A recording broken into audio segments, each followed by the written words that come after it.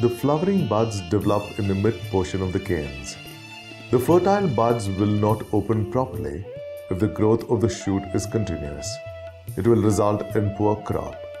To enable proper flowering, pruning is quite essential.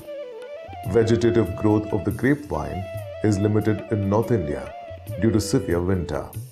Hence, pruning once in January is sufficient.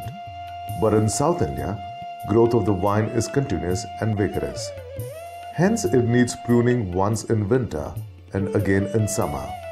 Summer or April pruning is called as back pruning, while winter or October pruning is called as forward pruning. The grapevine enters rest period after April pruning and develops fertile buds.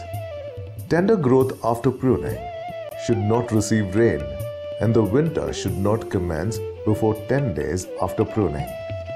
Fix up the date of pruning so as to avoid these situations.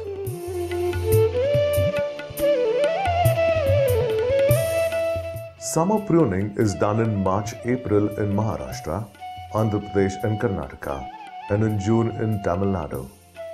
Only 1 or 2 buds of tertiary shoots are retained on secondary shoot in back pruning. These buds give out healthy and stout shoots. Winter pruning is done in the last week of September or before October end. December month is the right time in Tamil Nadu. Shoots grown for 6 months after summer pruning are pruned to the required length. Number of buds on the shoot to be retained depends on the variety and the thickness of the cane.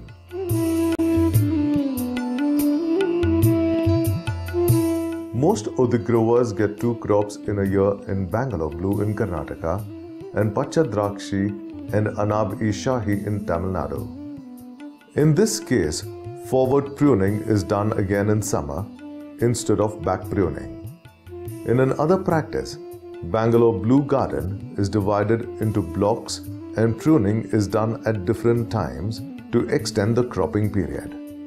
In double cropping system, the quality of the grape is low due to over-exploitation of the vine, even though the total yield is more.